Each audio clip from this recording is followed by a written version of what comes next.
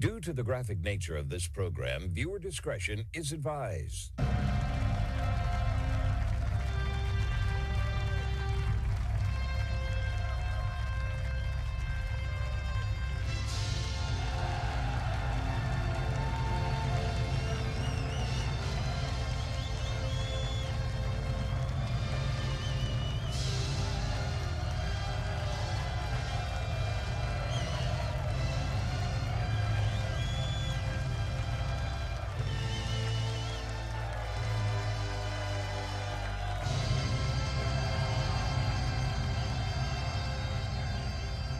Welcome to the show today, ladies and gentlemen. It is the Marco Dure Show, and it is Tuesday, July 22nd. Thanks for being here and tuning in, of course, to the show today and staying up to date on all the groundbreaking news where the facts are facts and hard truths thrive. Please make sure you follow, like, and share the show with some friends. It always helps us out, and I appreciate when you do that. Let's get ready for the best hour radio has to offer and jump right into my first article, and it saddens me to talk about this today. I was not expecting this to happen. Ozzy Osbourne died today at the age of 76, and he had just performed just a couple of weeks ago at his final concert in Birmingham in the United Kingdom with all of his bandmates from Black Sabbath and his solo band. And I watched part of the concert and it was just as fantastic as can be. He still had it, obviously, up until this late in his age. It's terrible to see, though. I mean, Ozzy Osbourne is one of those people that for the last 56 years, I think he started in 69, if I'm not mistaken, is when they formed Black Sabbath. For the last 56, possibly even longer, that long, he has always stayed relevant and popular. Some bands come in, they're great for a couple of years, everyone goes to see them, then they start, diminishing their audience. He stayed with it the entire time, selling out arenas his entire career. Obviously, they had a Meet the Osbournes was the show that they did, the reality TV show that they did, and of course he was popular in that. And obviously the stunts that he pulled throughout his career, his drug use was well known, even though that's not how we should obviously remember Ozzy. But his antics on stage, biting the head off a bat, a dove, just his demeanor in general, he was that guy. He didn't try to sugarcoat anything. He was that guy. He was that performer. And his life was just as chaotic as you saw there, in many regards. But one of the things you don't necessarily give him the credit for is the fantastic vocalist that he really was. I mean, anything he was singing, Geezer Butler's lyrics, his own lyrics, they were fantastic. I mean, he just brought that life right to that music, and you believed it every time he got up on that stage. There was no messing around. It was all about having fun to him, and going out there and giving him the best show that he possibly could. He always did that. One last thing I want to say, though. Most people don't understand this. After he was kicked out of Black Sabbath in 1979, he ended up forming his own solo group, as many people know. He auditioned several guitar players, and Randy Rhoads came in for his audition. He started just tuning his guitar up and started just, strumming through, going through some chords and whatnot, going through some, things like that. Didn't even do anything yet. And Ozzy walked over to him and said, "You got the job." And then walked out of the room. And he was shocked by that. He's like, "I didn't even do anything yet." He goes, maybe he just had an ear for this. Ozzy had an ear for talent. But what's more is he wasn't just drawn into just the flash, the great solos, especially ones that Randy created. He was all about, show me a song, and he said this, show me a song that's going to want to make a kid pick up a guitar and play it. That's what he was all about. He didn't need all the flash and all the glam and all that nonsense. He wanted to bring you something that every single person would be inspired to pick up a guitar and play with. That's who he was. He sang the lyrics that you would want to sing. Right? Some are gloomy melodies, of course. But that's who he was. He wanted to entertain you, but he wanted you to want to be inspired to go out and do the same thing. And he will be missed. And obviously at this time, our hearts go out to his family and his loved ones. Obviously this is a crater in the music world because you don't get an Ozzy Osbourne very often, if at all. He was a one-of-a-kind kind of guy. And the fact that he's gone and This is it. There will be no more performing. It's just a huge, huge loss to the music community. And we should be thankful that he performed for as long as he did, and that the songs that he gave us will always be with us now. And it hurts, you know. Most people don't get it, you know. Somebody dies and they say, well, you don't even know this person. Why are you all upset? Because, you know, how many records of Black Sabbath have I listened to over the years, or his solo career? Countless times. You know, when you invest that much time into somebody's music, you almost feel like you know that person to an extent. That's how it feels. And, you know, I never met Ozzy Osbourne, but I feel like I knew Ozzy Osbourne because just I knew the music. I watched him in interviews. You know, all that. Bought his records. Loved his records. I've even played his Black Sabbath songs on the bass. His solo career, songs on the bass. That's how influenced I was by his music. And when that person is now all of a sudden just gone, you know, you feel like there's this kinship between you and that person. So, you know, it's a big loss to so many people. Many musicians out there were influenced by his music. Obviously, so many millions of fans.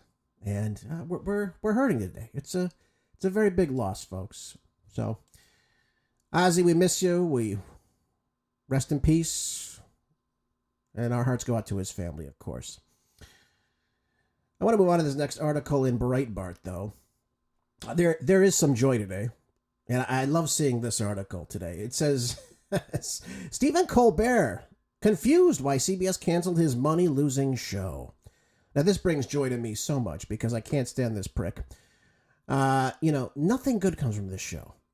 It's not funny. It's not entertaining. It's not watchable. Anyone with an IQ over 75 would not find this entertaining, of course. But this guy gets paid $12 to $15 million a year to spew DNC talking points, basically. You know, he has a Congo line of guests on that are, you know, Democrats constantly. You know, they make fun of Republicans nonstop. Of course, it's fine. You know, that's your shtick. Okay, that's fine. That's your shtick. Go with it. But nobody likes it. Nobody likes it. On average, you can maybe pull 2 million people. Maybe pull 2 million people. And as a result of that, the low numbers, the show loses $40 to $50 million a year.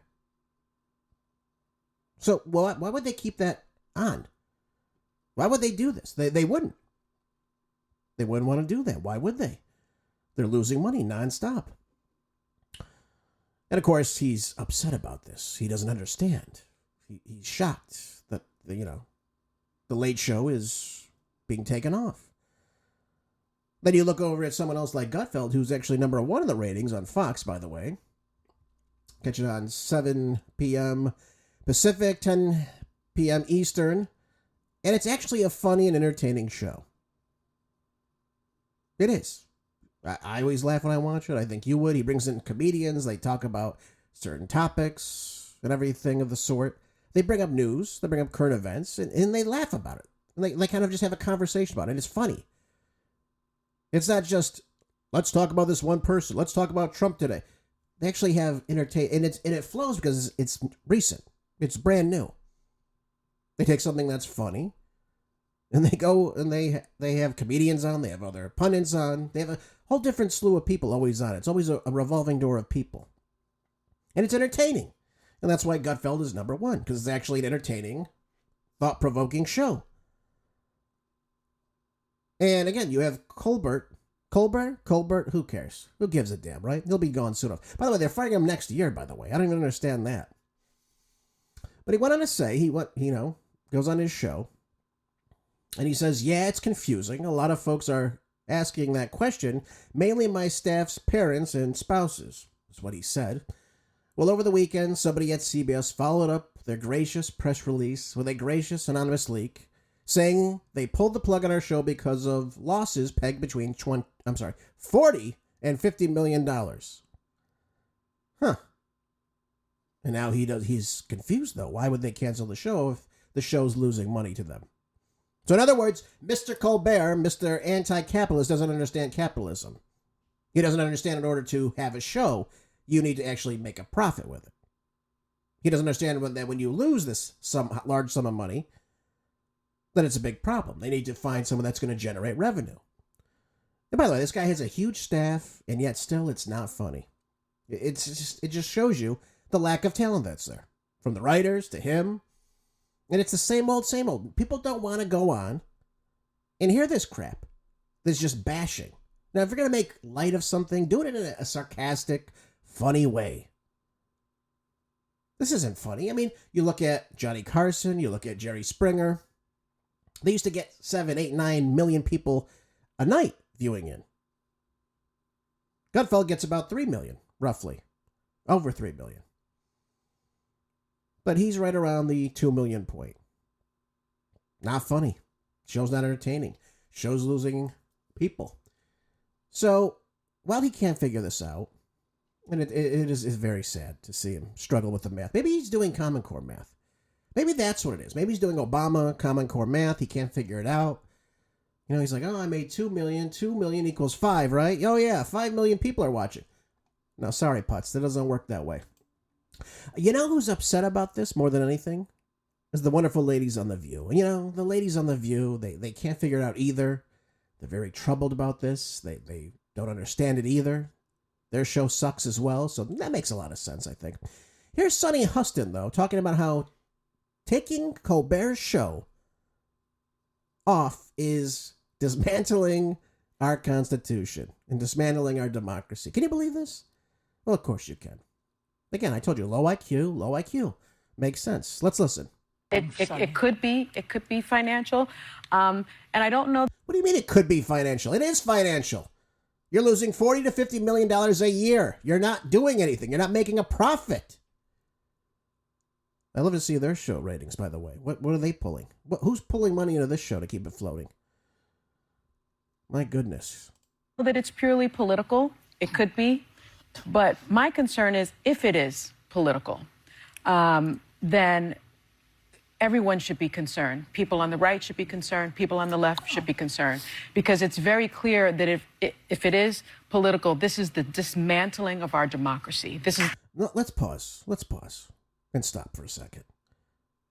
If this is political, it's dismantling our democracy. She had nothing to say. Not a word. When Donald Trump had these 91 different charges against him, they're all fabricated and made up. She had no issue with that whatsoever. They loved it. They were salivating during the show. It was ridiculous. That was okay.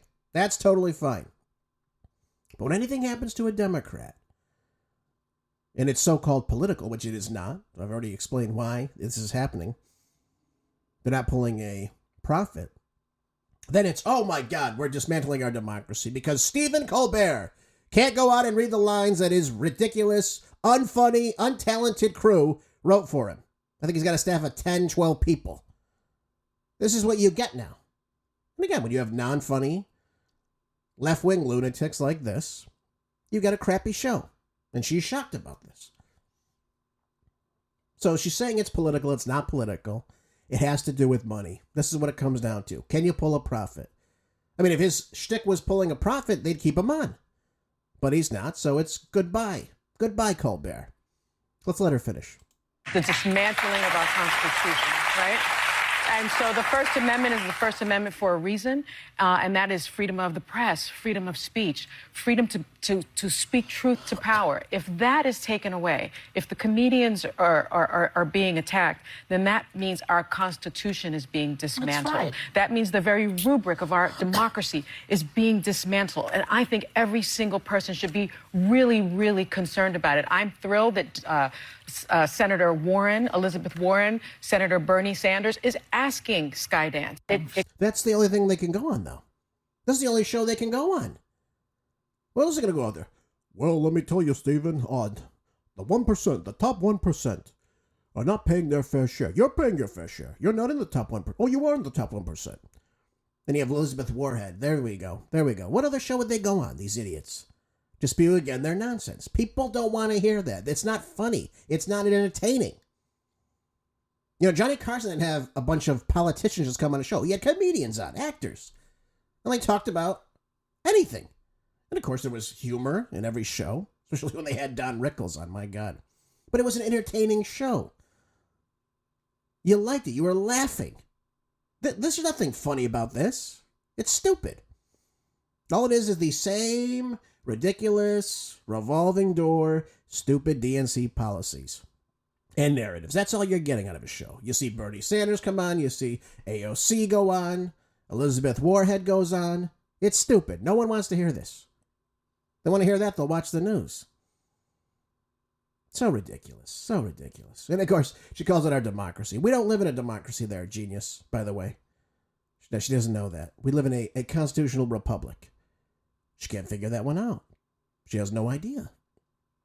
It's so funny. It really is very, very funny. I have to tell you, to me, that's actually funny, right? That they have no idea what the hell they're talking about.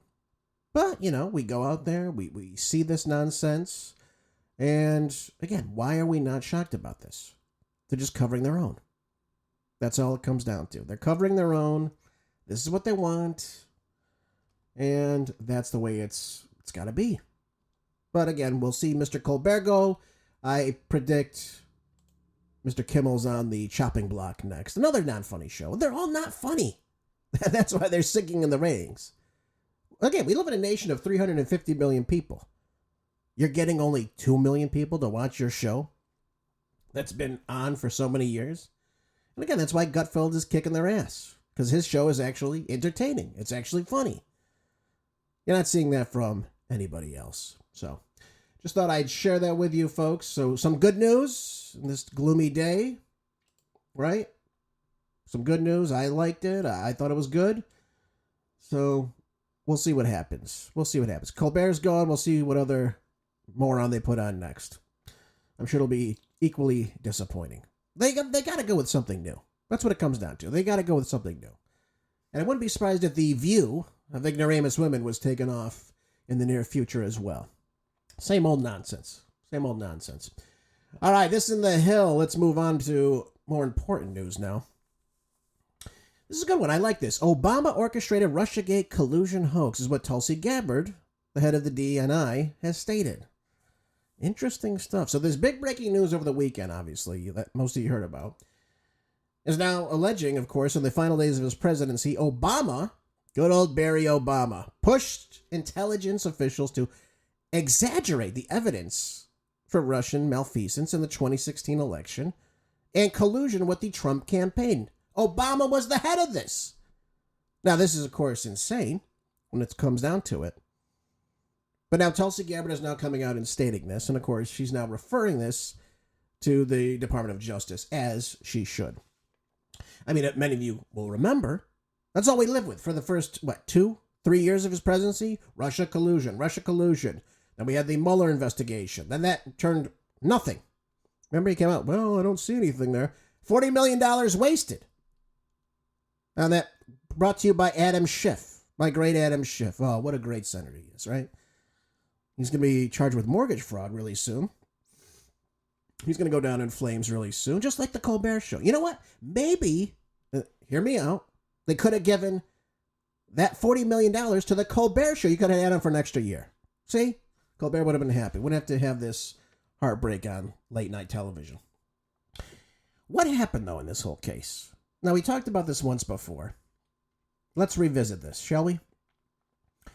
So we have John Brennan, then head of the CIA, right? He releases this intel community assessment in the final days of this Obama administration in January, right before Trump takes office.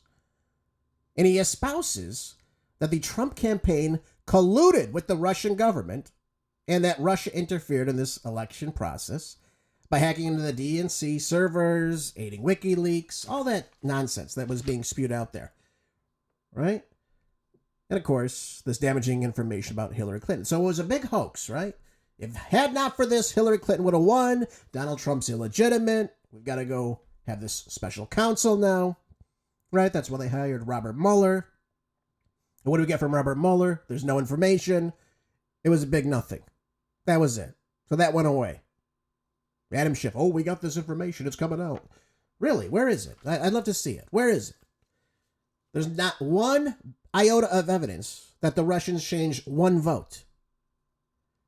Yeah, this is what you heard day in and day out. Again, to delegitimize the Trump administration. That's what you saw. So where did this information come from? Even Brennan's own intelligence that he got from the Defense Intelligence Agency, the State Department intelligence, the people that he worked with said, no, don't publish this. There's no paper trail. There's nothing here.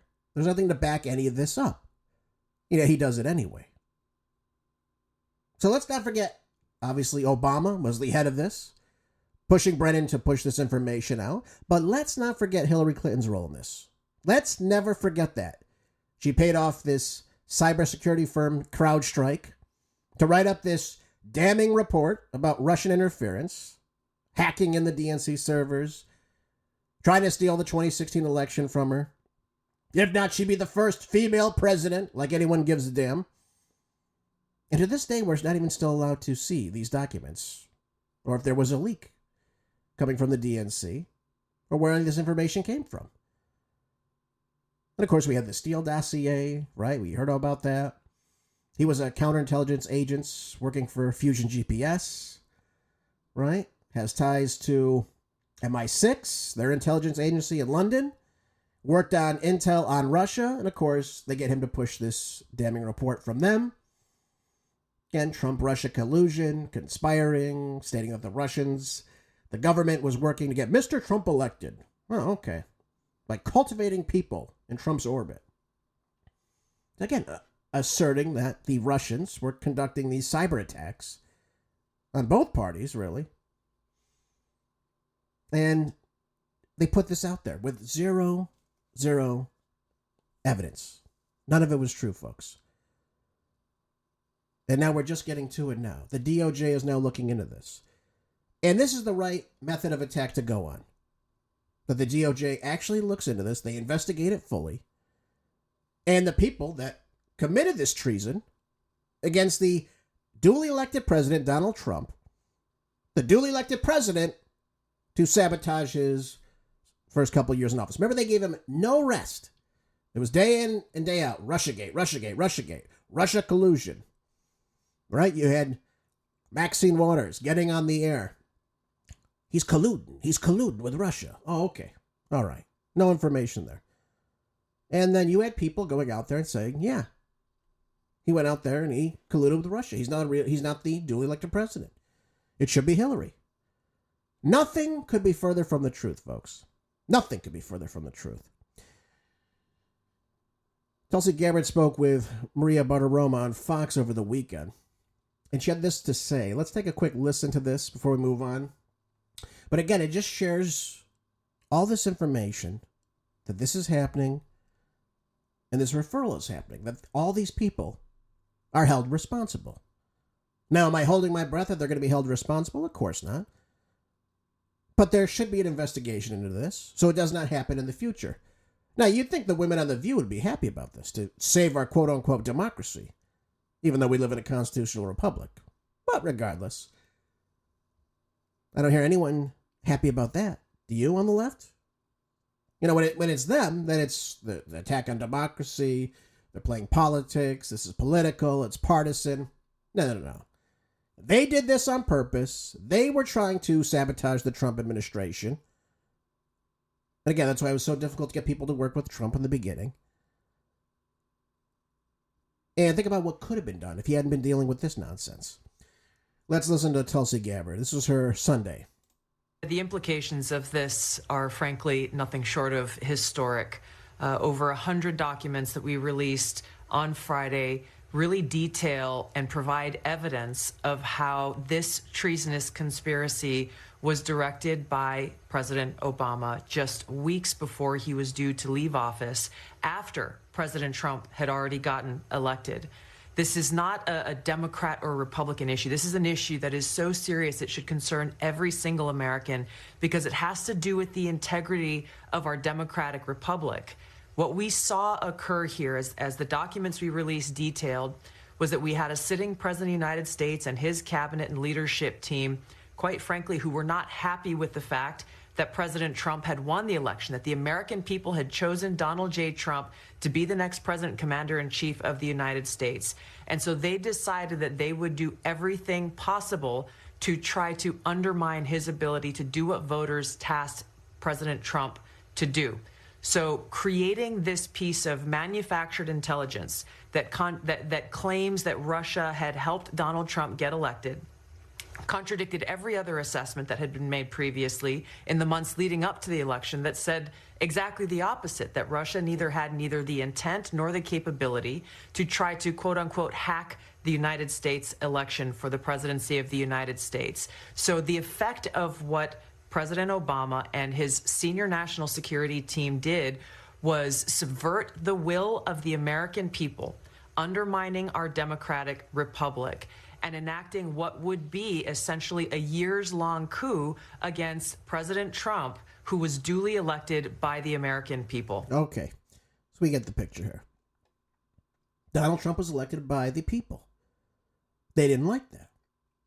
They didn't like that at all. And of course, you had the other people come out there, the Robert Rice of the world, right? Oh, I can't believe that a guy who didn't win the popular vote is the president.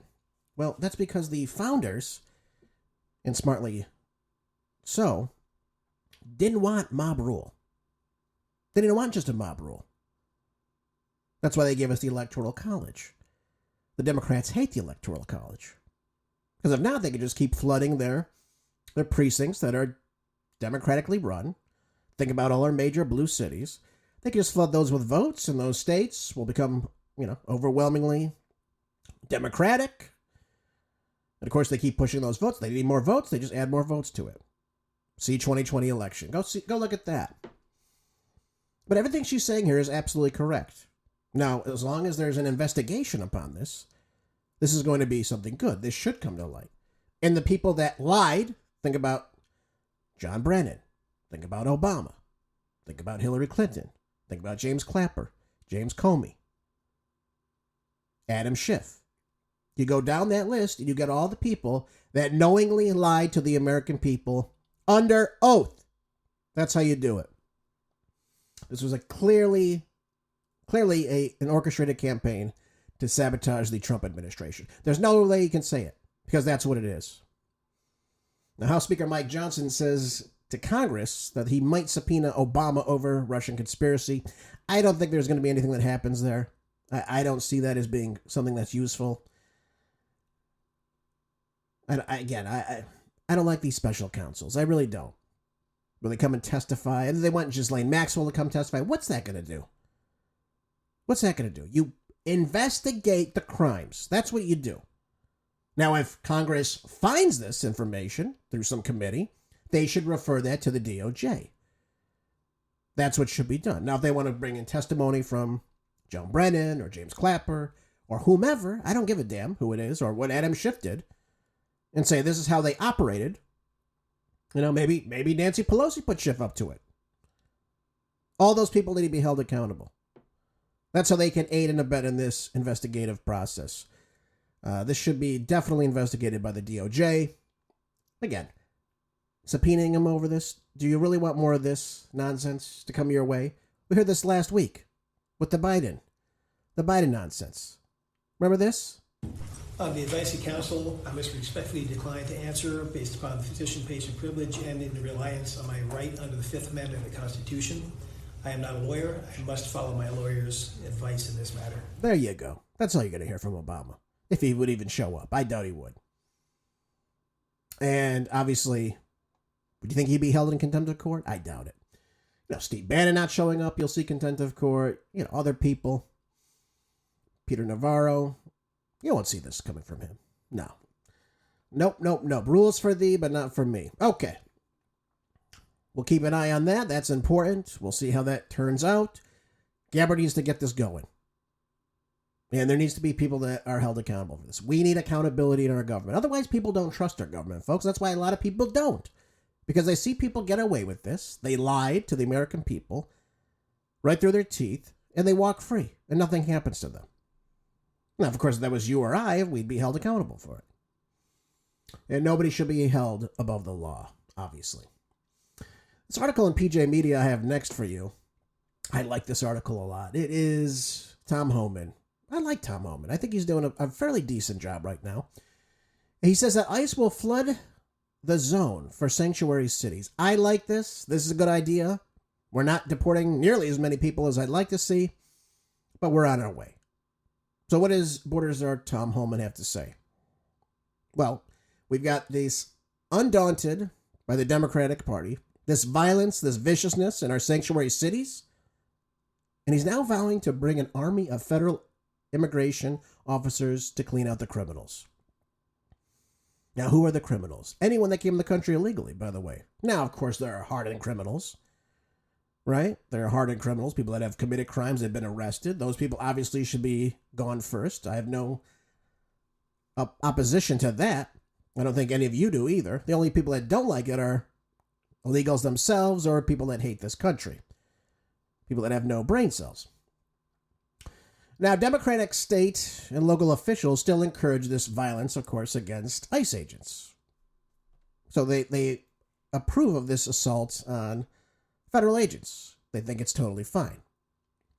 Of course, while simultaneously shielding dangerous illegal alien criminals from detection, of course, and arrest. So if you're in Los Angeles, you're in San Francisco, you're anywhere in California, pretty much, they want you to not do anything. If you come across an illegal alien, they've been arrested for speeding, or they've been arrested for DUI, or whatever it is. Doesn't matter what it is. You have some sheriffs in California, some Republican sheriffs. They do exist, understand that.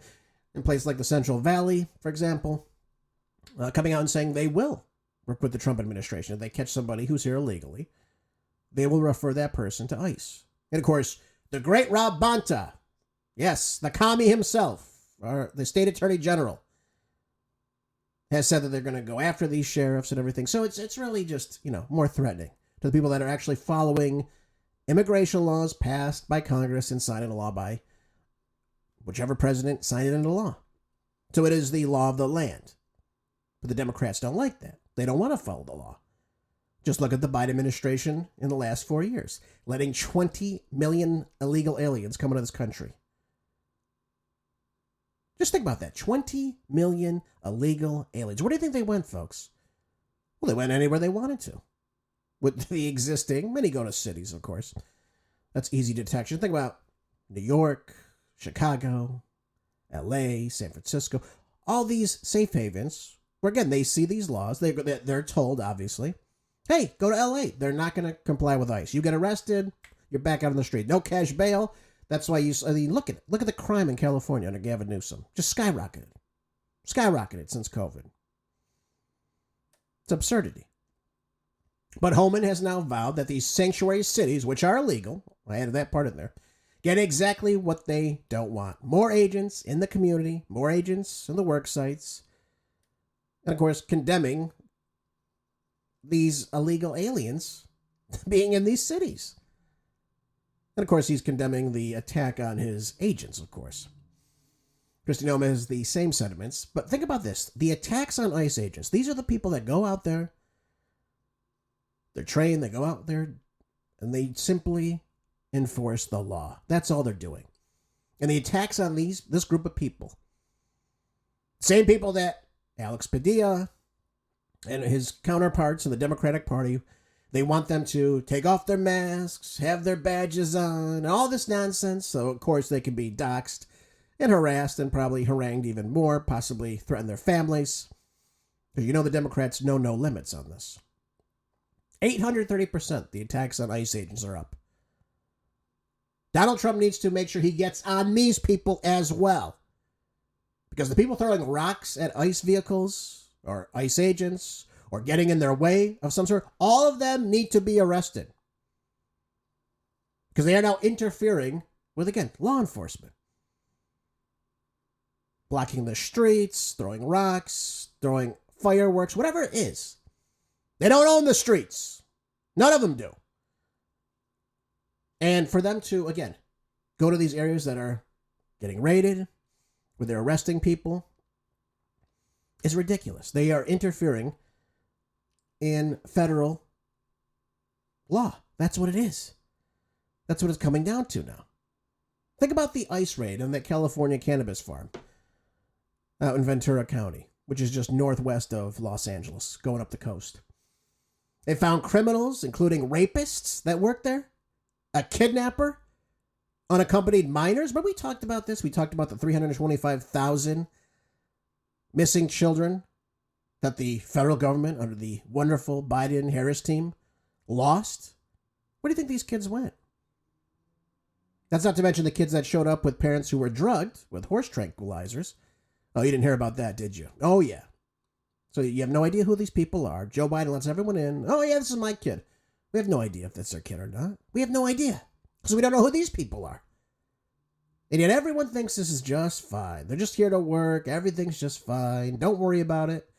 Don't worry about it. Hunter Biden says it's just okay, folks. Open that border up. He's going to invade El Salvador so the illegal MS-13 gang members can rob this country blind. That's what he wants. And if it sounds like I'm sick of it, it's because I am. I mean, this exploitation of underage children, underage labor. God knows the working conditions. Now, some people come here and say, well, they're just here to work. Well, let's think about that for a second, though. What are the conditions in which they allow these people to work? Because they're working, obviously, under the table. They don't have the right documentation to work. So that's illegal in and of itself. They're not paying taxes. They're not providing the right paperwork. But what about, for example, if they are? That means they have fraudulently taken someone else's social security number, filing taxes. Illegally, though, because they're not that person. They're getting someone else's documentation and using it. That's illegal as well. So any way you look at this, there's crimes being committed. Now, does that mean they're a nefarious human being? Of course not. No one's saying that. But there needs to be law and order involved in this. And what was Gavin Newsom's response to all this?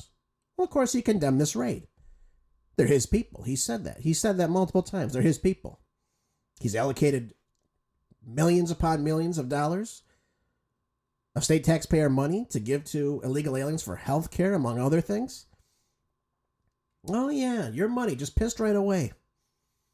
And, of course, now Tom Homan is promising to flood the zone with ICE agents in these sanctuary cities. Tom Homan should understand this. And, again, I think this is a low number. There's 1.2 million illegal aliens, at least, in Los Angeles itself. Not even the entire county. In LA City alone, 1.2 million illegal aliens residing. So Tom Homan has a lot of work to do, folks. He's got a lot of work to do. But now that, again, that the big, beautiful bill passed, they have all this money allocated, get to work. Get to work. I want to see more deportations. I don't want to see like, oh, we got 100 people a day. I want 10,000 a day. That's what I want to see. Because that's who Joe Biden let in every single damn day of his presidency. And that's just, again, scratching the tip of the iceberg. Because we know we had at least 25 or so million illegals before Joe Biden took office. Before he added the 20 million in here. So it gets worse, obviously. It gets worse. It gets out of control. He stated here in this article, in fact, politicians and law enforcement officials who are actively interfering with ICE operations could be arrested too. They need to be arrested because they're breaking federal law 8 U.S. Code 1324, which states that anyone who encourages or induces an alien to come to, enter, or reside in the United States, knowing or in the reckless disregard of that fact, that such coming to, entry, or residence is or will be in violation of law, or conceals, harbors, shields from detection. Think of all these business owners. Or attempts to conceal, harbor, or shield from detection. Such alien violates the law. That's Gavin Newsom for you. That's Karen Bass. That's Rob Bonta, who desperately probably wants to be governor. My God. They don't give a damn about the law. They don't give a damn about the Constitution. They don't give a damn about the oath that they swore to protect the Constitution. Law and order is what we need in this country. And Donald Trump should, again, be finding out the people that are shooting at ICE agents, who are attacking ICE agents, the Antifa scum that's out there. All of this needs to be looked at. Anyone throwing rocks, anyone getting in their way needs to be arrested. Now, in certain states like California, where you have local officials telling the police that should be arresting these pieces of garbage to stand down, to not help assist the ICE agents, that's a big problem. So they're dealing with a lot. But if what he's saying is true, that we're going to, again, put more ICE agents in here, they need to be, again, protecting everybody. Because these people put up with a hell of a lot. And it gets all orchestrated by the Democratic Party. That's what you see. How else would you have 100 people coming to this random work site in Ventura County, California, in Camarillo? Just on the whim, when they arrive. They're ready to go and protest. What, they have nothing better to do? I thought they were all working. Makes me sick. Really does. So Tom Homan, get on that. Get those numbers jacked up. That's what we want. That's what we want. That's how they're going to save this country. There's no other way. All right. Let's go into this Wall Street Journal article. The great Wall Street Journal that's being sued by the president right now for the $10 billion. Did you see that? He's not happy about that so-called alleged. There's another one. They just can't leave Trump alone. This alleged birthday letter that he supposedly wrote to him that Trump told Rupert Murdoch was false. They still published it anyway. Hilarious. It really is. $10 billion, billion dollars.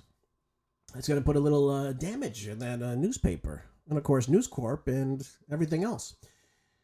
So it says here, GM profit shrinks after $1.1 billion tariff hit. I told you this was going to happen. Nobody's listening to me. Even on the news outlets, the right-wing news outlets. They're not talking about this. They're saying, well, the tariffs, they're not going to be inflationary. Nothing's going to happen. Don't worry about it. You're not paying more. Someone's paying for it.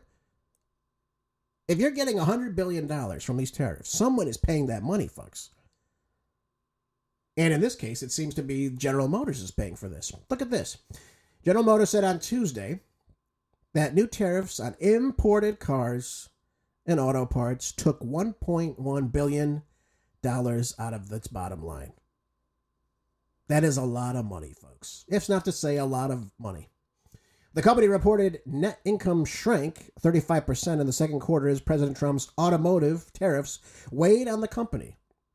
GM, the largest automaker in the United States by sales, had already lowered its earlier profit guidance by for 2025. Now the company says greater impacts from these tariffs being implemented again of things like steel, aluminum, all that stuff that you need to make a car or the vehicles themselves, right, are expected to hit the car maker in the third quarter, though it is maintaining its profit guidance for the full year. So let's stop and think about this. When you import, all these things that Trump wants to put in from Mexico or Canada or China or whomever it is, doesn't matter. It's like, oh, we're only going to do it on steel and aluminum. Well, look at, what do you think your car is made of? Plastic? Well, some cars are. But there is steel inside the frame. Right? Anything you're importing like that, there's got to be steel in it some way. Right? It's got to be in there. So when they hit you with that 25% tariff, right, it gets paid to the Treasury right there when it hits the dock or however it gets here, right, when it lands in port, that money goes right to the Treasury. Boom, right there. They pay for it. Now, there's only, again, folks, two ways to get their money back. They can eat that cost up themselves and lose profit, or, get this, they'll pass that on to the consumer, to the buyer. So your, GM, whatever the hell you want to buy, is, 25% more expensive. And you're paying those costs. Otherwise, they continue to lose money. It'll be a Stephen Colbert story at some point. They're losing $40, $50 billion a year. Right? That's what it comes down to. So that's how inflation works, folks. Either the business has to raise their prices. Sometimes it's just slightly. Sometimes it's a lot. So that there could be a profit margin. If there's no profit margin, you can say bon voyage to your company. And of course, in this case, the shares of GM dropped early. Trade on news falling nearly 7% to $49.59 by midday. Investors seem to be hoping that the automaker would raise its profit guidance for the remainder of the year, Garrett Nelson, this analyst, wrote on Tuesday, better than expected results in GM's international business, including China, as well as currency fluctuations, masked weakness of the company's core North American unit. Now, GM has largely held prices steady right now. That's why they're losing all this money, despite these tariffs, choosing to absorb the additional cost while shifting some auto production in the United States and holding out for trade deals with Mexico, China, and South Korea that would provide relief. So again, it's just what I told you. It's just what I told you. Right now, they're biting the bullet. They're absorbing those costs. They're paying that money out of their own pocket from the profits they already have to the tune of $1.1 billion. That's what they're giving the United States. Now again, if that keeps up, if that continues on, it gets worse and worse. Your number one automaker in the country is going to sink. They're going to go. And I understand the position that Trump wants. He wants everything made here. My point in telling you this, though, is that if we're not manufacturing here, that means if we don't have the raw materials here, because we're getting them from abroad, and we have to ship them in, and there are tariffs on steel, aluminum, certain parts that go into the car, the batteries, the whatever it is, doesn't matter what it is. The price of your car is going to go up. And either these car dealerships, right, GM, Ford, you name it, either raise their prices or they're going to start losing more money. And that is not going to be good for their shareholders. You just see people starting to sell their shares in this company. So while many people are telling you, hey, it's not a big deal with these tariffs, doesn't really matter. Well, it does for GM because their profits are shrinking right now. We want them to grow. We want our auto producers to grow in this country. We want the manufacturing to come back. We've got to start producing in the United States. But we've got to start producing everything here, not just some things.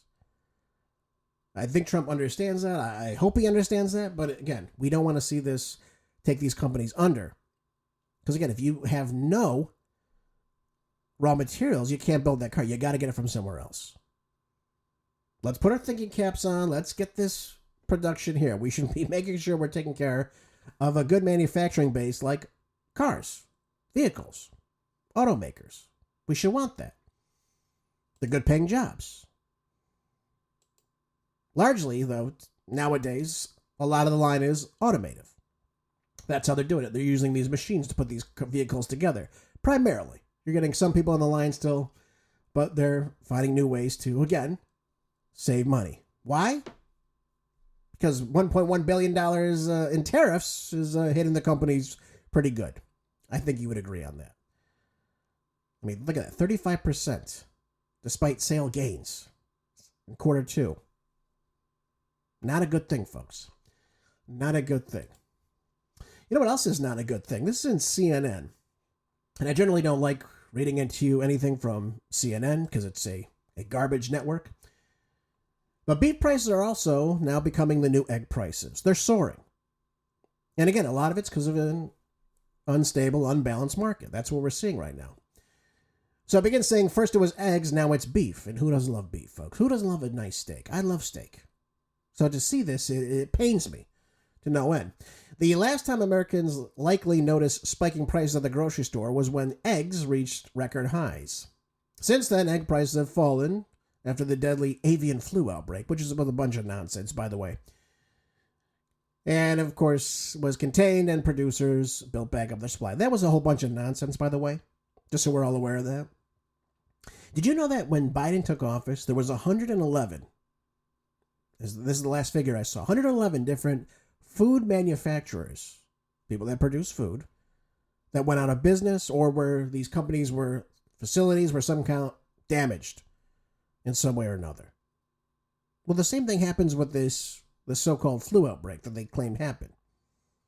And what they were doing, they were swabbing chickens with these faulty PCR tests that if you run it through enough cycles will show whatever you want it to show.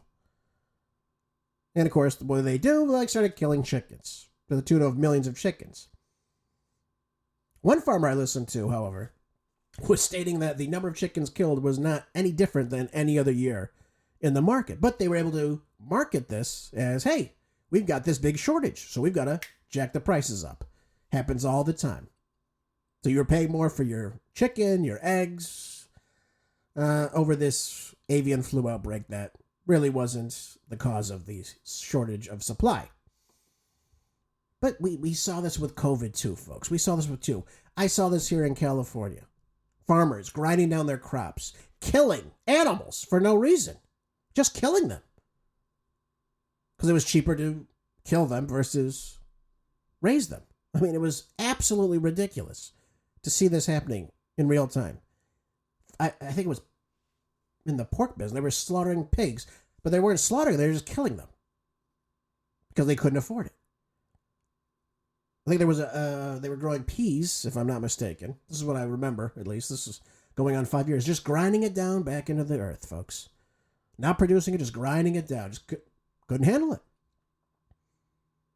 Yeah, we got a lot of things taken from us during COVID, didn't we, folks? So the flu outbreaks, the COVID outbreaks, all these lies, right? They try to come out with we need to swab every piece of cattle now. What? You're swabbing cows with these faulty PCR tests? Why? One cow gets it, they slaughter the whole entire herd. That's what they want to do. They want to control your food supply. And last I saw, I don't remember seeing 111 new food manufacturing or, again, farms being built across the country. Do you? That's what they're trying to do. They're trying to control your ability to have good quality food, folks. That's what it comes down to. That's why I always say, try to buy local if you can. Try to buy at farmers markets. Get to know your producers. They try to put in things like appeal now on your vegetables, your fruits, thanks to Bill Gates, right? So now these beef prices are hitting record highs now, rising almost 9% since January, according to the Department of Agriculture, retailing for $9.26 a pound. I think that's in the low end. My ribeye like $25 a pound, I think. June's Consumer Price Index showed steak and ground beef prices were up 12.4% and 10.3% respectively over the last year. But lowering beef prices will be harder than lowering egg prices. Why is that? Because beef is way more complicated than eggs. As well, Michael Swanson, the chief agriculture economist at Wells Fargo, states. He says that the cattle industry is still the Wild West of the protein market, whereas the egg market is the corporate America, where it's supply and demand management. Well, still, when you kill millions of chickens for no damn reason, you're losing your supply while maintaining the demand. You're not seeing a drop in people that want to consume high quality eggs.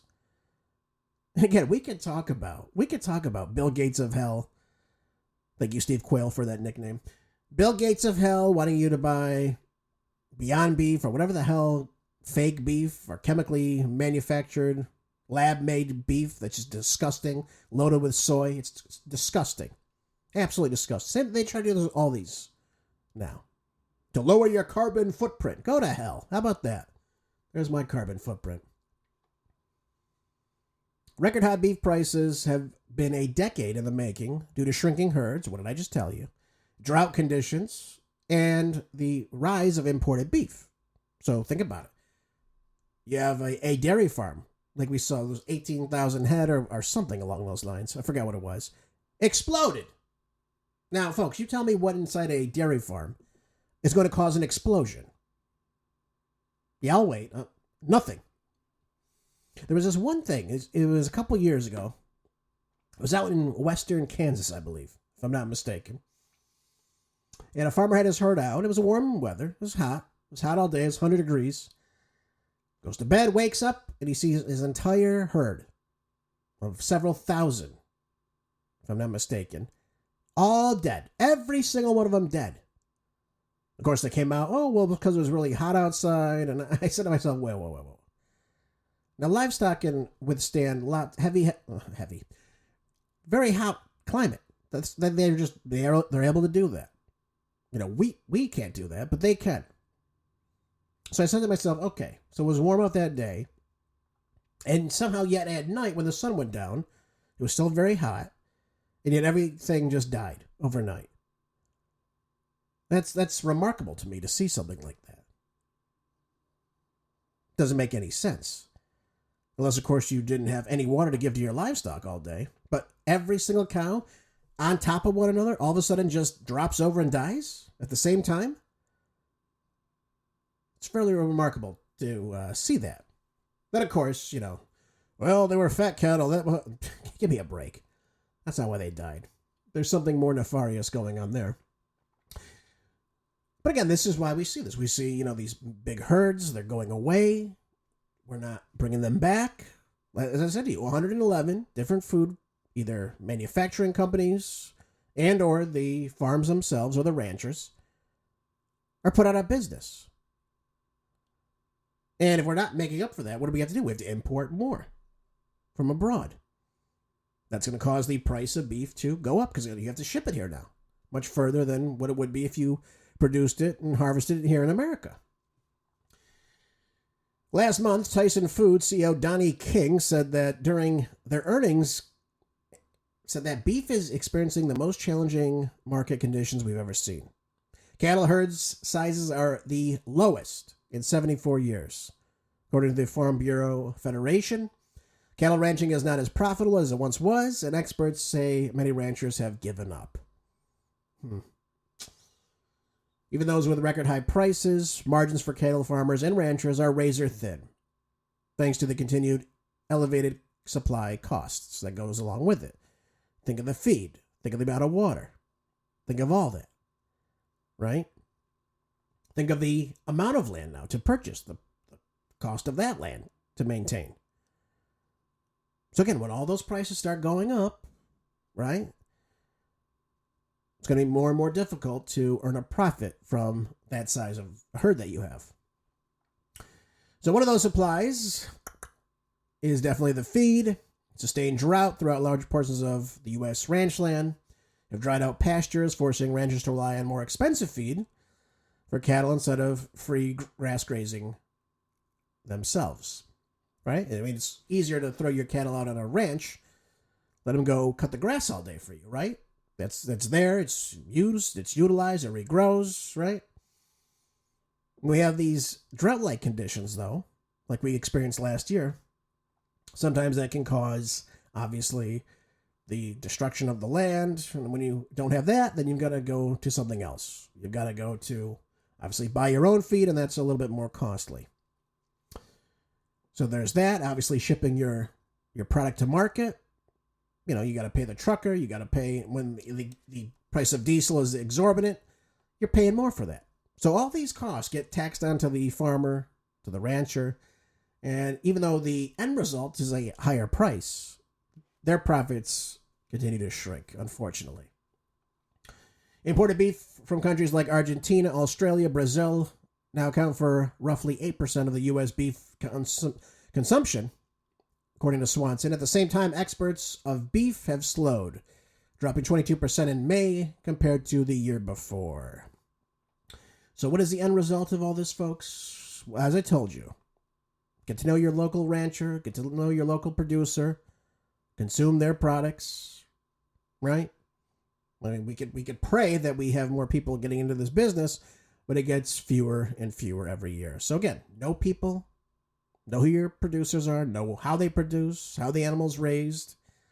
Make sure they're not adding any vaccinations to the livestock or using things like corn and soy to just fatten them up. That's no good.